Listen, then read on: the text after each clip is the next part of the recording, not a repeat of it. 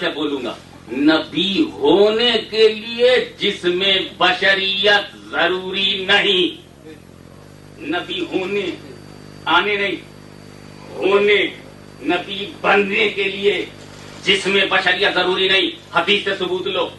जामे तिर्मिज़ी शरीफ में हुजूर सल्लल्लाहु तआला अलैहि वसल्लम फरमाते हैं, कौन तो नबी व आदम बैन रूह व जसद, मैं उस वक्त नबी था जब आदम रूह जिस्म के दरमियान थे। दूसरी हदीस बात तलाफे अल्फाज यूं है, मजमून एक ही है, कौन तो नबी व आदम बैनल माए व तीन, मैं तो उस वक्त नबी था जब आदम मिट्टी और पानी के दरमियान थे। आदम कंप्लीट नहीं, मैं उससे पहले नबी। आदम का पूरा पुतला बना नहीं, मैं उससे पहले नबी। आदम को नबूवत मिली नहीं, मैं उससे पहले नबी। आदम का वजूद मुकम्मल नहीं, मैं उससे पहले नबी। तो इसका रिजल्ट ये निकला कि I was profit before Adam. Result ये निकला कि मैं आदम से पहले नबी। हदीस से साबित हो गया कि हुजूर आदम से पहले नबी। इसको यही रहने दो। अब एक अलग से बात बताओ, दुनिया का पहला आदमी कौन है?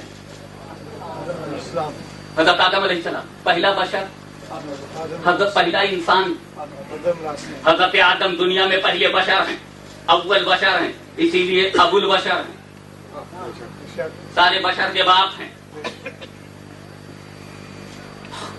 तो हजरत आदम से पहले कोई बशर है? हजरत आदम से पहले कोई आदमी? तब तवज्जो चाहूंगा। हुजूर फरमाते हैं मैं आदम से पहले नबी।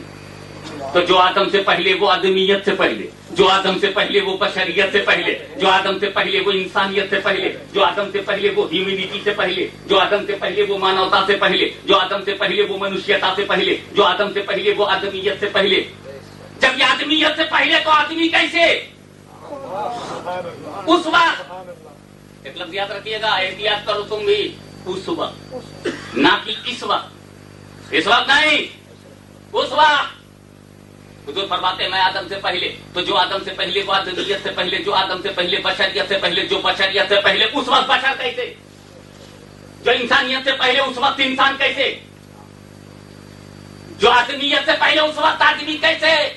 तो नतीजा निकला, मेरा रसूल बगैर बशरियत के नबी रह चुका है।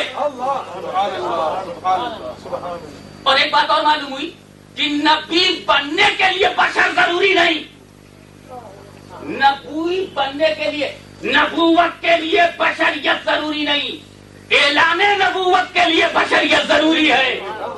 रसूल जब तक नबूवत वाले रहोगे तुम्हें बशर नहीं बनाया जाएगा, लेकिन जब ऐलान पर भेजा जाएगा तो बशर बना दिया जाएगा। इसलिए कि बशर को रास्ता दिखाना है, बशर के लिबास में जाओ। अगर तुम बशर बन के न जाओगे तो लोग तिजारत करना कैसे सीखेंगे, पानी पीना कैसे सीखेंगे, खाना खाना कैसे सीखेंगे? ए रसूल तुम बशर बन करके जाओ ताकि लोगों को बंदगी का मिजाज मिल जाए। ए रसूल तुम बशर बन करके जाओ ताकि चलते लोगों को चलना सिखा दो, पानी पीकर लोगों को पानी पीना सिखा दो, खाना खा करके लोगों को खाना खाना सिखा दो, पेट पर पत्थर बांध कर पेट पर पत्थर बांधना सिखा दो, हुनैन में जिहाद करके लोगों को जिहाद सिखा दो, हुकूमत करके हुकूमत सिखा दो, गुर्बत इख्तियार करके गुर्बत सिखा दो, इमारत अता करके इमारत सिखा दो, लड़ाई करके लड़ाई सिखा दो, जिहाद सिखा दो, जिहाद दम सिखा दो, जिहाद बिल कलम सिखा दो, जिहाद बिल सर सिखा दो, जिहाद बिल इरादा सिखा दो, जिहाद बिल कल्ब सिखा दो। रसूल आप शादी कर लो ताकि बंदों को शादी करना आ जाए। मेरे महबूब आप बच्चों को भी पालो ताकि मेरे बंदों को बच्चा पालना आ जाए। और कब्र में आप भी लेट जाओ ताकि मेरे बंदों को कब्र में लेटना आ जाए। मेरे महबूब तुम बशर बना करके जा रहे हो ताकि लोगों को खाना पीना सिखा दो, लोगों को आदाब जिंदगी सिखा दो,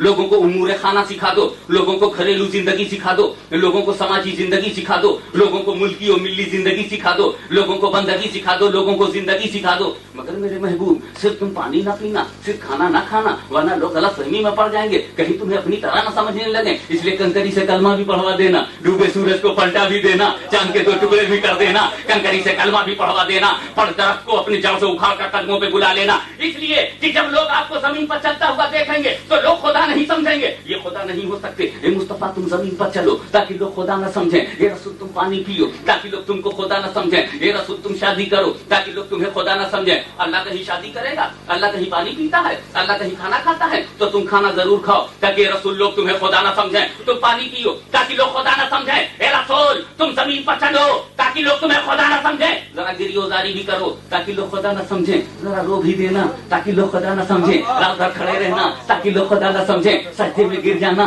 ताकि लोग खुदा ना समझें। गारे हेरा में रह जाना ताकि लोग खुदा ना समझें। आहू बुका भी कर लेना ताकि लोग खुदा ना समझें। सोजो गुदास भी ले लेना ताकि लोग खुदा ना समझें। गम अलम को गले लगा लेना ताकि लोग खुदा ना समझें। औलाद को करबला में कटने देना ताकि लोग खुदा ना समझें। पेट पे पत्थर बांध लेना ताकि लोग खुदा ना समझें। नन्हाने मुबारक शहीद होने देना ताकि लोग खुदा ना समझें। जिस्म से खून निकलने देना ताकि लोग खुदा ना समझें। तड़प के दुआ भी करना ताकि लोग खुदा ना समझें। जमीन पे चलना ताकि लोग खुदा ना समझें। और महबूब ला मकाम में आ जाना ताकि अपनी तरह ना समझें, अपने जैसा ना समझें, अपने बराबर ना समझें। चांद के 2 टुकड़े भी कर देना ताकि लोग अपनी तरह ना समझें। डूबे सूरज को पलटा देना ताकि अपनी तरह ना समझें। कंकरी से कलमा पढ़वा देना ताकि अपनी तरह ना समझें। उंगलियों से पानी जारी कर देना ताकि अपनी तरह ना समझें। और सीना शक हो जाए और खून न निकले ताकि अपनी तरह ना समझें।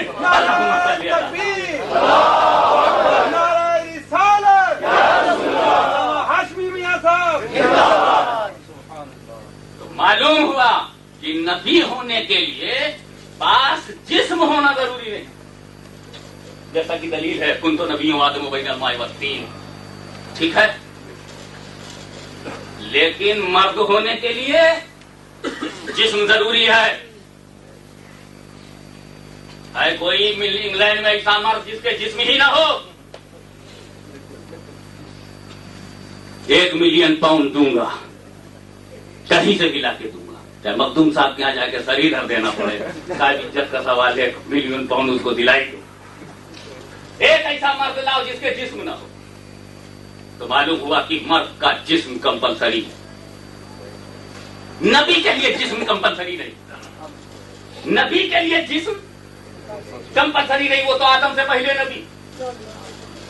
जिसमें बशरियत जरूरी नहीं, मगर मर्द के लिए जिसमें बशरियत जरूरी।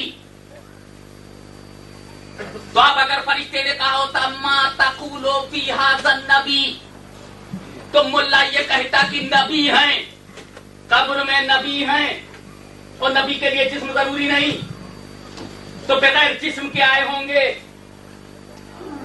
फरिश्ता चालाकी मौलवियों की जानता है, उसने कहा मैं नबी कहूंगा ही नहीं, मैं कहूंगा रजुल, और रजुल के लिए जिस्म जरूरी, गोया कब्र में रसूल का जिस्म। और जहां जिस्म मुस्तफा है वहीं जाते मुस्तफा, तो गोया जाते पाके रसूल कब्र में है। अब इस फरिश्ते से देखो, जाते पाके रसूल माता कुलफी हाजर रजुल, इस मर्द के बारे में क्या कहते हो? तो फरिश्ता झूठा है कि सच्चा? तो सच्चा है तो रजुल होना जरूरी, रजुल होना जरूरी तो मर्द होना जरूरी, और जब मर्द होना जरूरी तो रूह जिस्म का इकट्ठा होना जरूरी। इसलिए कि अगर हाशमी की रूह निकल जाए तो न यहाँ मर्द है न वहाँ मर्द है, उधर रूह है इधर लाश है। मर्द होने के लिए दोनों का इत्तेहाद जरूरी है, और फरिश्ते ने रसूल को मर्द कहा है, इसका मतलब कब्र में जो दिखा है वो रूह भी रखता है और जिस्म भी, और रूह और जिस्म ही का नाम जात है। कितनी ऊंची फरिश्ते की बात है, फिर भी दुश्मन की घात है।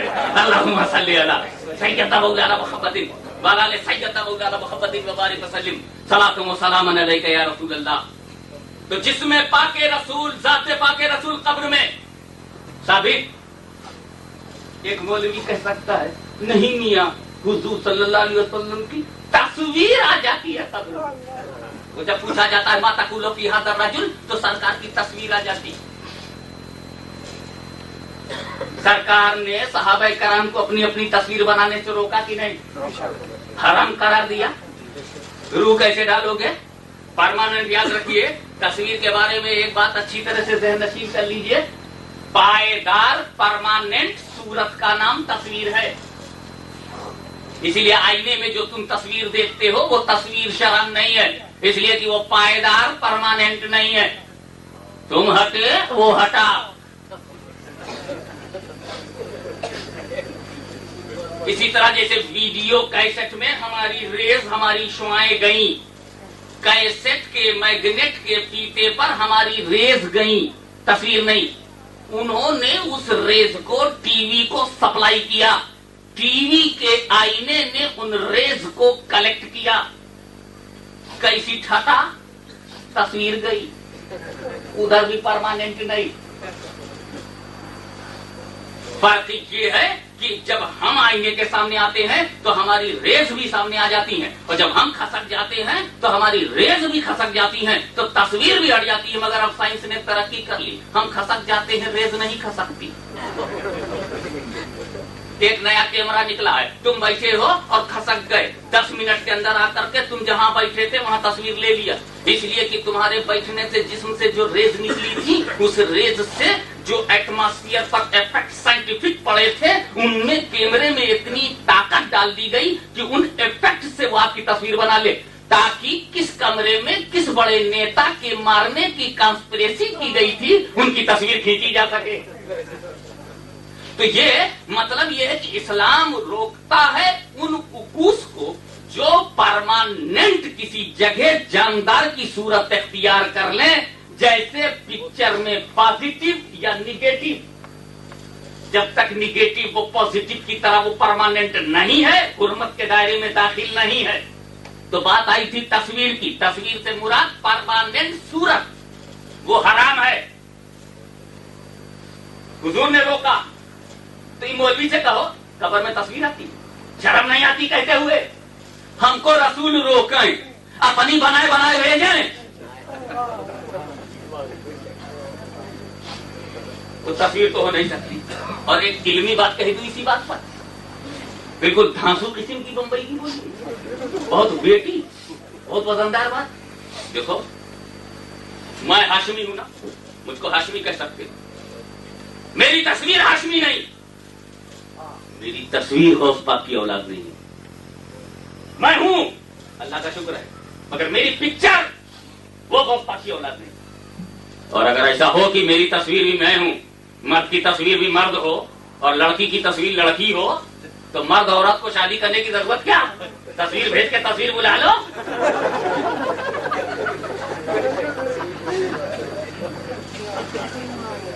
तो तस्वीर जात नहीं, मैं हूं। या हीरा लाल को फांसी हुई, अल्लाह करे फिर हो। हीरा लाल को फांसी हुई, और फांसी जब उसकी हुई तो उससे पूछा क्या भाई तुम्हारी आखिरी ख्वाहिश क्या है? इंडिया में पूछते सुना है, कभी देखा नहीं है कि तुम्हारी लास्ट ख्वाहिश क्या है। तो उसमें कहा जाता है कि हमको ये चाहिए, अब बच्चों से कह दो। तो उसने कहा मेरी लास्ट ख्वाहिश ये है कि मेरी जेब से निकली चीज देख लो। बोले क्या है दिखाओ। तो अपनी तस्वीर निकाल करके जज मजिस्ट्रेट के सामने रखा, साहब ये क्या है? बोला तुम्हारी तस्वीर है। कहा फांसी मुझको हुई है ना? हाँ, और ये मैं ही हूँ। हाँ, तो इसी को लटका दो साहब। जब यही कहेगा कि ये और है तू और है, ये जात नहीं है, अक्स है, की तस्वीर है, पिक्चर है, जात नहीं है। और क्लियर करूं, ये एबा हाशमी नहीं है, ये ताज हाशमी नहीं है। तो हुजूर सल्लल्लाहु अलैहि वसल्लम रसूल हैं, उनका नालैन मेरे ताज से अफजाल, उनका नालैन मुबारक मेरे लिए कौनैन की सबसे बड़ी दौलत।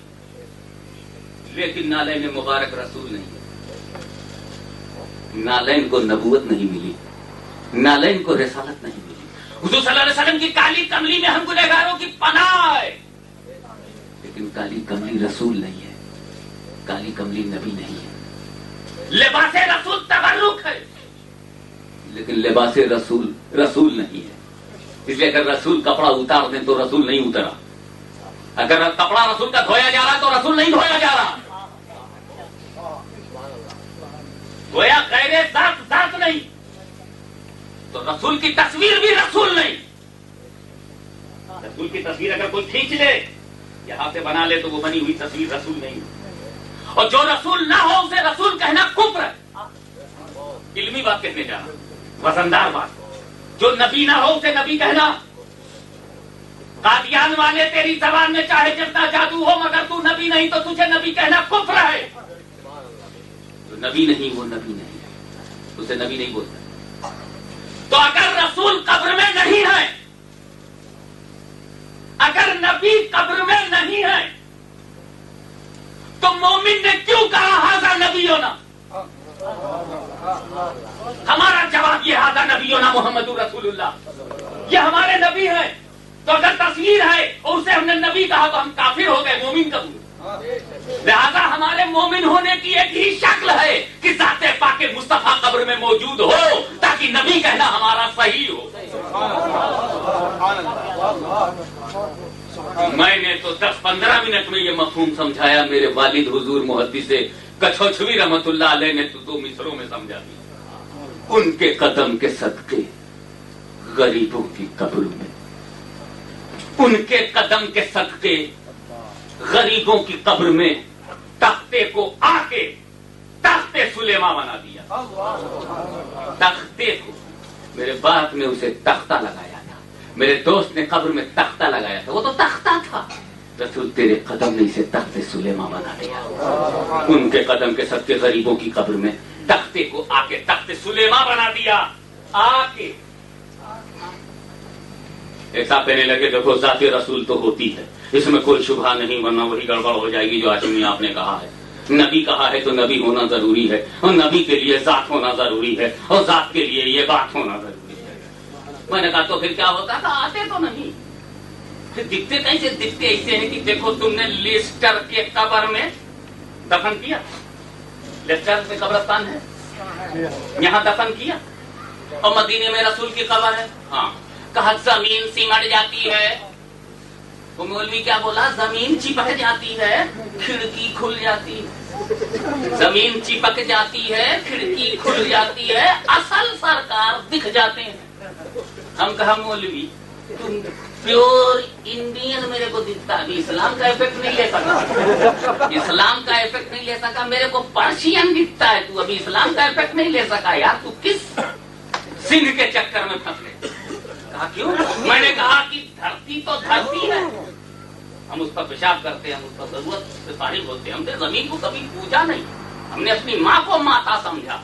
धरती वाती माता नहीं हमारे यहाँ, वरना भी इस धरती माता का पिता कौन होगा?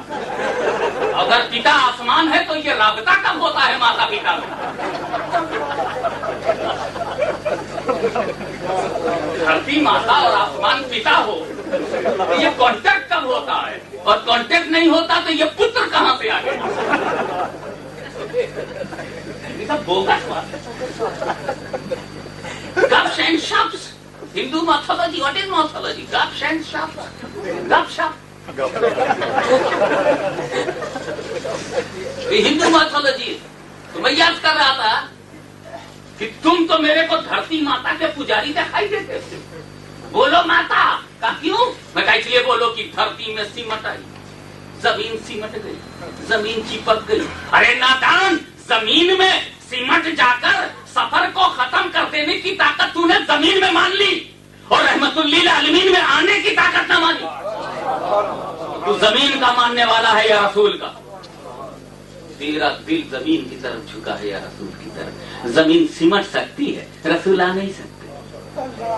किस्मत का फेर देखो, वो जमीन का पुजारी हो गया। अरे तो तुझे जमीन को माता कहना तो इंडिया में चल, उधर भी हम तुझसे निपट लेंगे, पर उधर भी 15 करोड़ है, 50 करोड़ से निपट रहे।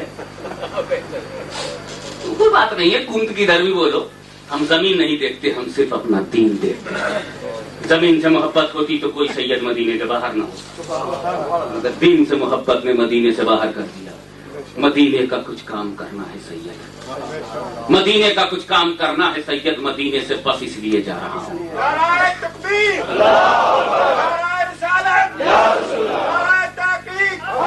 न तुझसे इंग्लिस्तान पूछा जाएगा, न पाकिस्तान पूछा जाएगा, न हिंदुस्तान पूछा जाएगा, तुझसे तेरा ईमान पूछा जाएगा, और कब्र में हबीबुर रहमान पूछा जाएगा। दीन मजबूत है तो जमीन को भी चार चांद लग जाए, दीन तबाह हो गया तो जमीन भी तबाह हो जाए।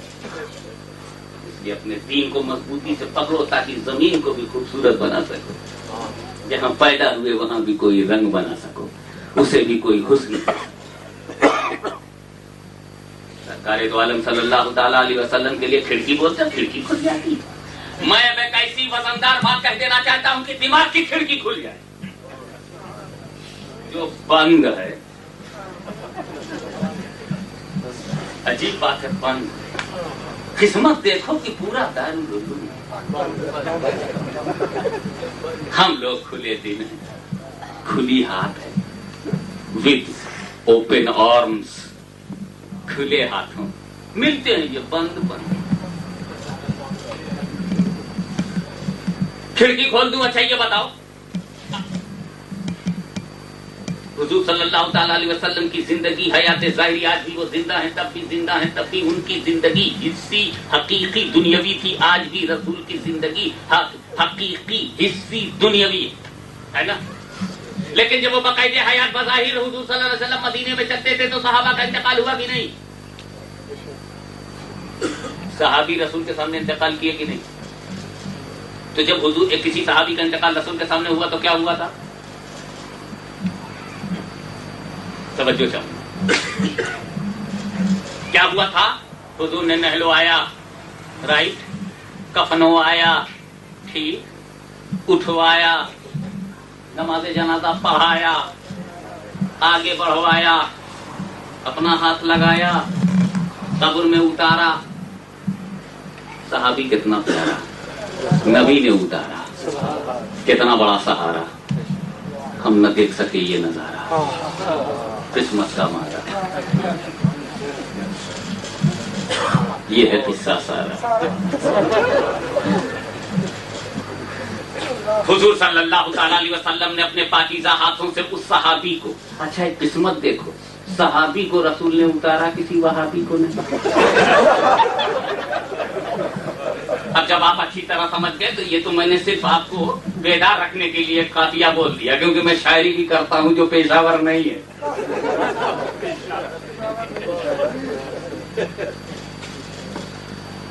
हुजूर सल्लल्लाहु अलैहि वसल्लम ने अपने मुबारक हाथों से उस सहाबी को कब्र में उतार दिया। उतारने के बाद तख्ता लगा दिया, तख्ते के बाद मट्टी लगा दिया, मट्टी के बाद दुआए मग़फ़िरत फरमाई और वहां से सारे सहाबा को लेकर सिद्दीक, फारूक, उस्मान, अली, जो भी सहाबा रहे हो, सिद्दीक़ अकबर हो, फारूक आज़म हो, उस्मान गनी हो, या साथ में से फारूक आज़म हो, या साथ में उस्मान गनी हो, या साथ में अली मुर्तज़ा है, या साथ हज़रत साद है, या हज़रत सईद है, या हज़रत तलहा है, या हज़रत ज़ुबैर है, या हज़रत अबू उबैदा बिन जर्राह है, या हज़रत अम्मार इब्न यासिर है, या हज़रत मिक़दाद है, या हज़रत सलमान है, या हज़रत अबू ज़र ग़िफ़ारी है, जो भी रिज़वानुल्लाह तआला अलैहि मजमईन सहाबा के साथ रसूल ले गए। सहाबी को दफन करके कब्र में लेटा करके मिट्टी दे करके चले आए। जैसे ही जन्नतुल बकी के बाहर निकले, रसूल अपने सहाबा को लेकर जन्नतुल बकी के गेट से बाहर आए। आउट ऑफ पंडरी फरिश्ता आया, सहाबी को जगाया, मन रब्बो का, तुम्हारा रब कौन है? रसूल अपने सहाबा को लिए हुए मस्जिद नबी की तरफ चले जा रहे हैं। सहाबी ने जवाब दिया, रब्बी अल्लाह, मेरा रब अल्लाह है। रसूल अपने सहाबा को लिए हुए बाबू सलाम की तरफ या बाबे जिब्रील की तरफ या बाबू निसा की तरफ बढ़ते चले जा रहे हैं। अहले बैत वाली गली में से निकल करके चले जा रहे हैं। बाबू निसा में गुलखरी पहुंच गया। फरिश्ते ने उस सहाबी से पूछा कब्र में, माँ दीनों का, तुम्हारा दीन क्या है? रसूल अपने सहाबा को ले हुए बाबू सलाम के या बाबे जिब्रील के करीब पहुंच चुके हैं, बाबू निसा के करीब पहुंच चुके हैं और वो दाखिल ही होने वाले हैं। तो वहां सहाबी ने कब्र में जवाब दिया, दीन इस्लाम, मेरा दीन इस्लाम है। रसूल अपने सहाबा को लिए हुए गोया मस्जिद नबी में दाखिल हो गए। अब पूछा जा रहा, माँ तक़ूलु फ़ी हाज़ा रजुल, तो सहाबी कब्र में रसूल को देख रहा है और अबू बकर अपने बगल देख रहे हैं, उमर अपने पास देख रहे हैं, उस्मान अपने पास देख रहे हैं, अली अपने पास देख रहे हैं, तलहा अपने पास देख रहे हैं, जुबैर अपने पास देख रहे हैं, साद अपने पास देख रहे हैं, सईद अपने पास देख रहे हैं। यहाँ सहाबा देख रहे हैं, वहाँ सहाबी देख रहा है, वहाँ सहाबी देख रहा है, यहाँ सहाबा देख रहे हैं। अब कौन सी खिड़की खोलोगे?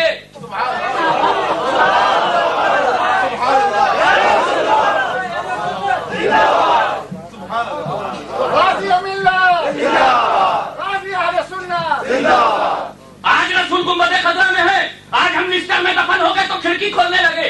जब हम अंदर थे, रसूल ऊपर थे, तब खिड़की। जब सहाबी नीचे कब्र में था और रसूल ऊपर थे, तब कौन सी खिड़की? तो कहो कि हे खुदा, तूने अपने महबूब को वो कुव्वत कुद्सिया अता की है कि तेरा रसूल जब चाहे जहां चाहे जा सकता है।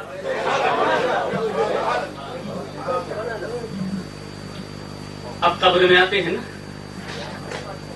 तस्वीर कहो तो लफड़ा, खिड़की कहो तो खिड़का हो जाए जी। तो अब आते हैं जब कन्फर्म हो गया। अच्छा एक बात बताओ, जब तुम मरते हो तो बोल के मरते हो? अपनी बीवी से बोले, माई बेगम, बेगम नहीं तवज्जो दिया, इंग्लैंड है, लेडीज फर्स्ट। नहीं तवज्जो दिया बेगम, हम तो कहाँ साहब, हम तो पंजाब से आए, हम तो सरहद के फ्रंटियर हैं, हम काहे को खातिर में लाए औरत को, जिसकी वजह से जन्नत छूटी और जिसकी वजह से इंशाल्लाह जन्नत में जाएंगे। हमने तो कह दिया बेगम, नहीं मानी बेगम, गम के लिए हम।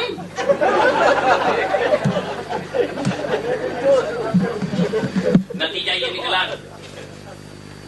क्या बात है, मैं मुझको नाश्ता दे दो, मैं 8:15 पे मरने वाला हूँ। तो बोलता है Please give me my lunch as soon as possible. I have made up my mind to go there. Actually, 2:30 is my time to go there. 2:30. कोई बोलता है 2:30 बजे मर जाऊंगा। I have made up my mind to die. 2:30. Give me lunch. Immediately कोई बोलता है कि मैं मुझको जल्दी से खाना खिला दो, मैं 2:30 बजे मरने वाला हूँ। कोई नहीं जानता हिंदुस्तान में कोई 6 बजे मर गया, कोई 7 बजे, कोई 8 बजे, कोई 9 बजे, कोई 10 बजे, कोई 11 बजे, कोई 12 बजे, कोई 13 बजे, कोई 14 बजे, कोई 15, 16। हाँ ठीक है, रेलवे में हमारे यहाँ चलता है 24 तक।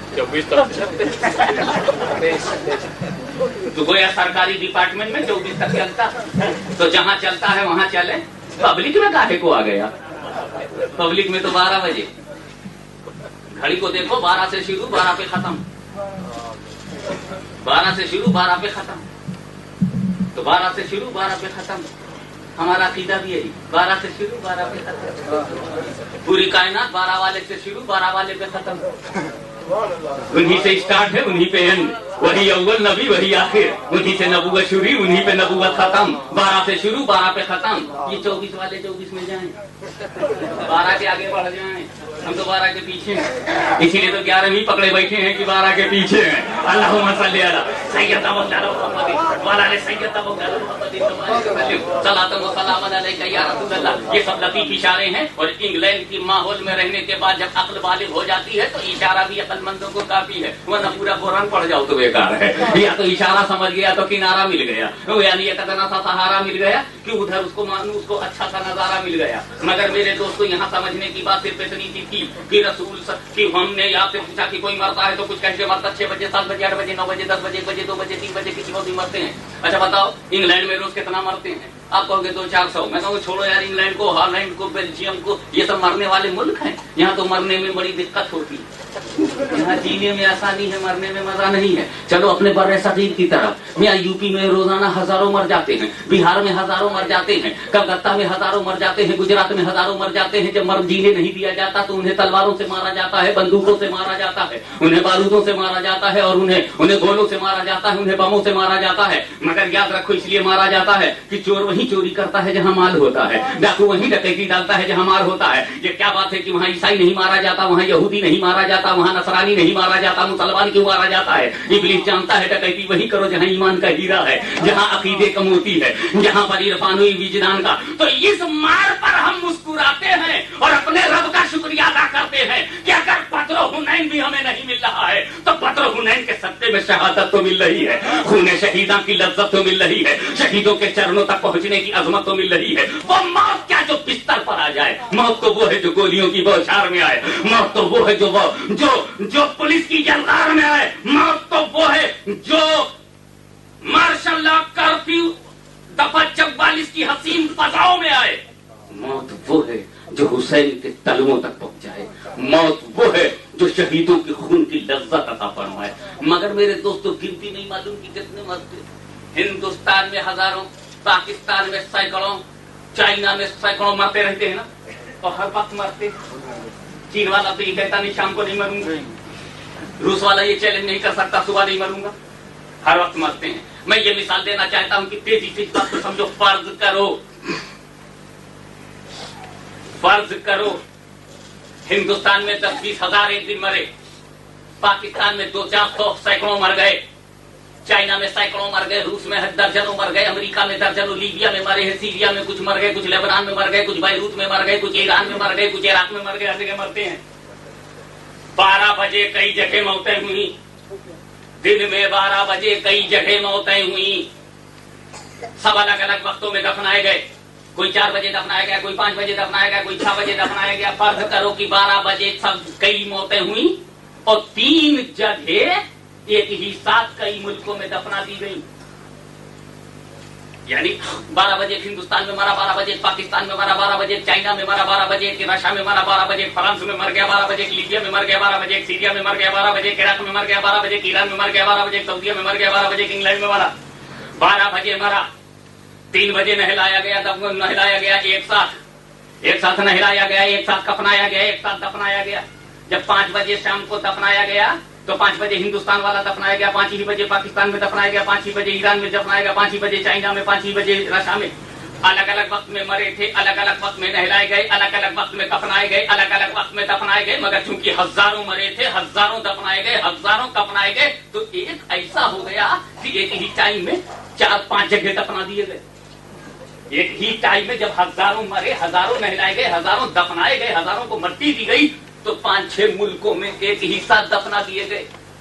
5 बजे हिंदुस्तान में दफनाया गया, 5 बजे पाकिस्तान में भी दफनाया गया, 5 बजे चाइना में, 5 बजे रशिया में, 5 बजे फ्रांस में, 5 बजे हॉलैंड में, 5 बजे इंग्लैंड में, 5 बजे लीबिया में, 5 ही बजे सीरिया में। चंद मुल्कों में एक ही टाइम। मन रब्बो का, तुम्हारा रब कौन है? तो हिंदुस्तान वाला समझता है मुझसे पूछा जा रहा है, पाकिस्तान वाला समझता है मुझसे पूछा जा रहा है, चीन वाला समझता है मुझसे पूछा जा रहा है। माँ दीनों का, तुम्हारा दीन क्या है? तो हिंदुस्तान वाला समझता है दीन मुझसे पूछा जा रहा है, पाकिस्तान वाला समझता मुझसे पूछा जा रहा है, ईरान वाला समझता मुझसे पूछा जा रहा है, चाइना वाला समझता मुझसे पूछा जा रहा है, रशिया वाला समझता मुझसे पूछा जा रहा है, फ्रांस वाला समझता मुझसे पूछा जा रहा है, ईरान वाला समझता मुझसे पूछा जा रहा है, इराक वाला समझता मुझसे पूछा जा रहा है, लीबिया वाला समझता मुझसे पूछा जा रहा है, सीरिया वाला समझता मुझसे पूछा जा रहा है, जॉर्डन वाला समझता मुझसे पूछा जा रहा है, मॉरिशस वाला समझता मुझसे पूछा जा रहा है, नैरोबी वाला समझता मुझसे पूछा जा रहा है, मलावी वाला समझता मुझसे पूछा जा रहा है, साउथ अफ्रीका वाला समझता मुझसे पूछा जा रहा है, ईस्ट अफ्रीका वाला समझता मुझसे पूछा जा रहा है, इजिप्ट वाला समझता मुझसे पूछा जा रहा है, यूनाइटेड स्टेट्स ऑफ अमेरिका वाला समझता मुझसे पूछा जा रहा है, यूनाइटेड किंगडम वाला समझता मुझसे पूछा जा रहा। इसलिए कि एक दूसरे का हाल मालूम नहीं। एक वक्त में मरे, एक वक्त में नहलाए गए, एक वक्त में मिट्टी हुई, एक वक्त में पहला सवाल, एक ही वक्त में दूसरा सवाल, जब तीसरा सवाल क्या जमा तकुलफी हाज़र रजुल, तो हिंदुस्तान वाला रसूल को अपनी कब्र में देख रहा है, उसी वक्त पाकिस्तान वाला अपनी कब्र में देख रहा है, चीन वाला अपनी कब्र में देख रहा है, रूस वाला अपनी कब्र में देख रहा है, अमेरिका वाला अपनी कब्र में देख रहा है, लीबिया वाला अपनी कब्र में देख रहा है, सीरिया वाला अपनी कब्र में देख रहा है, जॉर्डन वाला अपनी कब्र में देख रहा है। तो जिस रसूल को, तवज्जो चाहूंगा, हम गरीबों की कब्रों में आने से अटलांटिक ओशियन रसूल को न रोक सकी, अमेरिका की कब्रों में जाने से अटलांटिक ओशियन न रोक सका, हिंदुस्तान और पाकिस्तान की कब्रों में आने से मेरे पैगंबर को हिंदू महासागर न रोक सका, पहले हिंद और पहले अरब न रोक सका। जिस नबी को हिंदुस्तान की कब्र में आने से राजीव जैसे खुले हुए मुस्लिम दुश्मन अनासिर की मेरे पैगंबर को उनका बातिल कानून हिंदुस्तान में आने से न रोक सके, हिमालय की बुलंदी न रोक सके, जियाउल हक की हिमाकतें न रोक सके, बड़े से बड़े ताकतवर इनकलाबी की ताकत मेरे रसूल को कब्र में दाखिल होने से न रोक सकी। दास कैपिटल की हिम्मत नहीं कि मास्को की कब्र में जाने से रोक दे, बेगम और रेगन की जुर्रत नहीं कि इजराइल की कब्रों में और अमेरिका की कब्रों में जाने से मेरे नबी को रोक दे। हिंदुस्तान की ताकत नहीं है कि मेरे नबी को कब्र में आने से रोक दे। मुल्लाओ कान खोल करके सुन लो, गैरत इस्लामी को पेश करने वालों, रसूल की गुस्ताखी के दलदल में फंसे हुए अनासिर, कान खोल करके सुन ले, मेरा इस्लाम रियाल के हाथों पिता नहीं है, सहाबा की अजमतों का बोसा लेकर के हमने इस्लाम लिया है।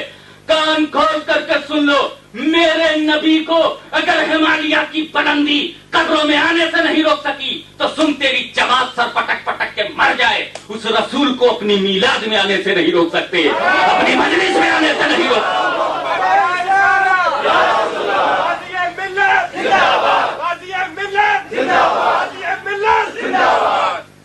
जो पैगंबर गरीबों की कब्र में जा सकता है वो अपनी मीलाद में नहीं आएगा, वो अपनी मजलिस में नहीं आएगा, वो अपनी बज़्म में नहीं आएगा।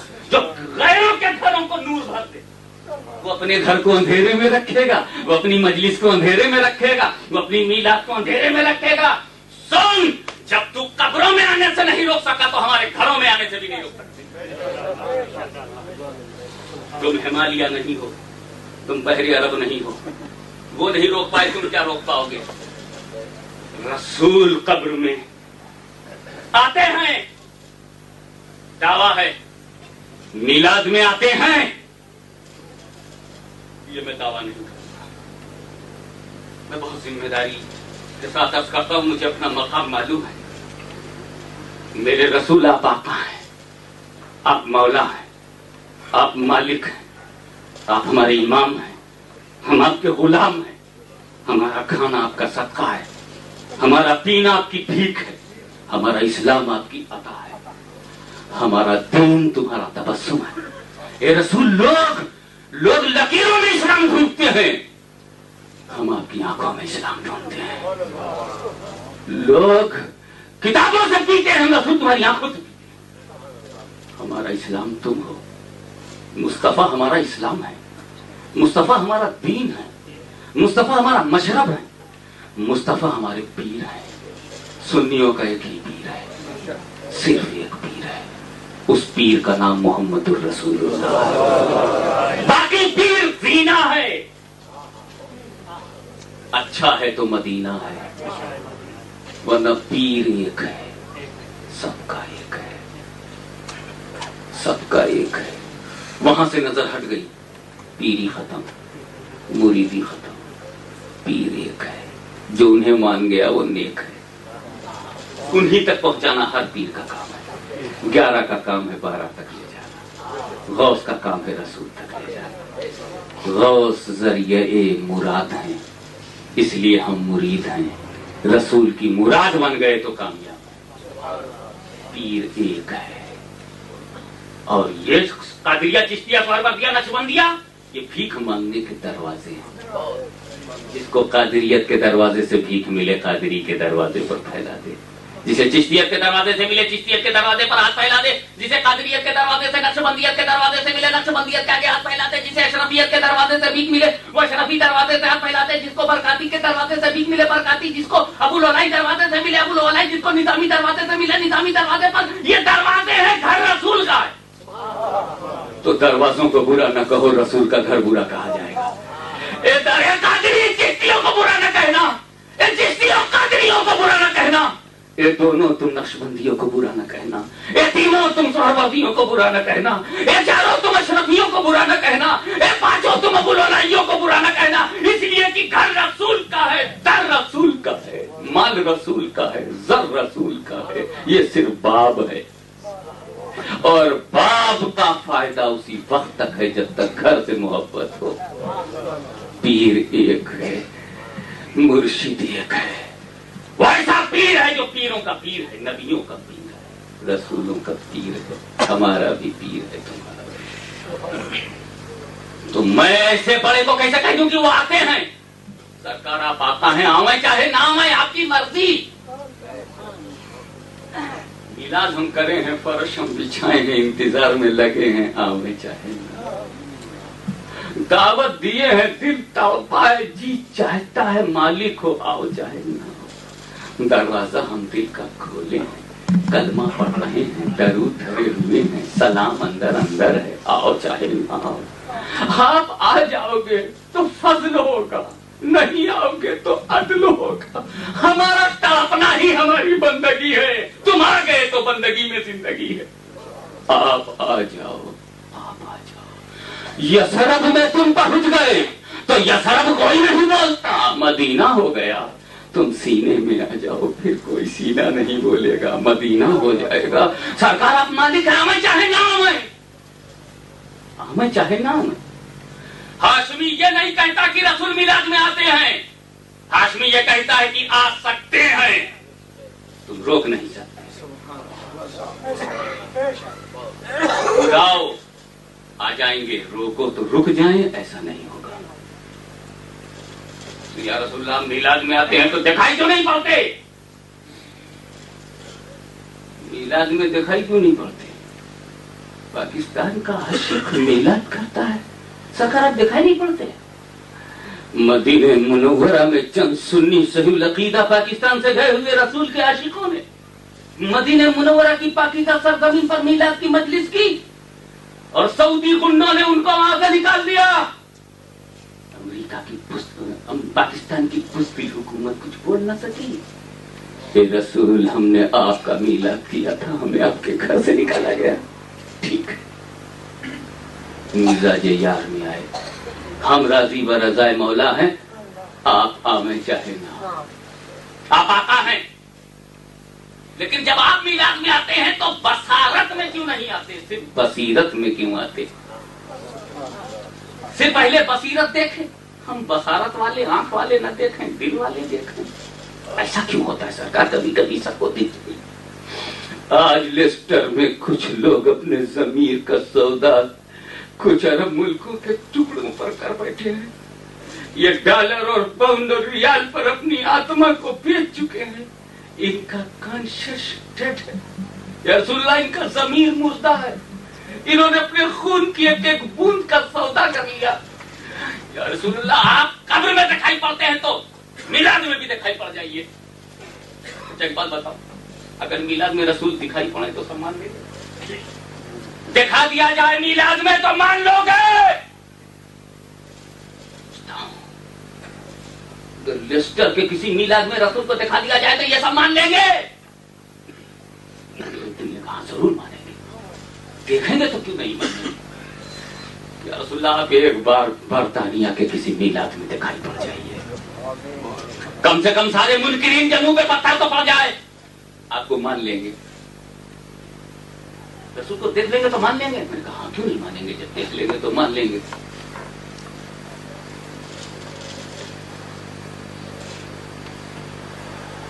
तारीख ने मेरे मुंह पे तमाचा मारा। हाशमी बस, अदब, आगे मत बढ़, देख लेंगे तो मान लेंगे।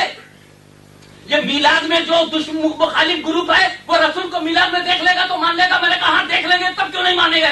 चुप रहो, देखने से मानना जरूरी नहीं है। अगर देखने से मानना जरूरी होता तो अबू जहल ने देखा कहाँ माना, अबू लहब ने देखा कहाँ माना, उतबा शैबा ने देखा कहाँ माना, कुफार कुरैश ने देखा कहाँ माना। अरे देखने से मानना जरूरी नहीं नादान, वो वैसे करनी ने नहीं देखा मान लिया। मानने वाला दिल और है, ना मानने वाला दिल और है। देखने से कोई फर्क नहीं पड़ता। मगर फिर भी ये सवाल अभी भी चाह के बोल रहा है, या रसूलुल्लाह, तो फिर आप मिलाद में दिखाई क्यों नहीं पड़ते जबकि खबर में सबको दिखाई पड़ते हैं? तो इश्क ने जवाब दिया कि दोनों इम्तिहान है। रसूल मिलाद में नहीं दिखाई पड़ते, ये भी इम्तिहान, और कब्र में दिखाई पड़ते हैं, वो भी इम्तिहान। दिखाई पड़ना भी एग्जामिनेशन, ना दिखाई पड़ना भी एग्जामिनेशन। ये भी टेस्ट है, वो भी टेस्ट है। ये भी आजमाइश है, वो भी आजमाइश है। ये भी इम्तिहान है, वो भी इम्तिहान है। कब्र में दिखाई पड़ते हैं, वो भी इम्तिहान, और रसूल मिलाद में आते हुए भी नहीं दिखाई पड़ते, ये भी इम्तिहान। कब्र का इम्तिहान ये है कि मैं दिखाई पड़ूंगा, देखूं उम्मती पहचानता है कि नहीं। कब्र का इम्तिहान यह है कि मैं कब्र में दिखाई पड़ूंगा, देखूं उम्मती पहचानता है कि नहीं। और मिलाद में नहीं दिखाई पड़ूंगा, देखूं उम्मती मानता है कि नहीं। तो जो यहाँ मानता है वहाँ पहचानता है, जो यहाँ मानता नहीं वहाँ पहचानता नहीं।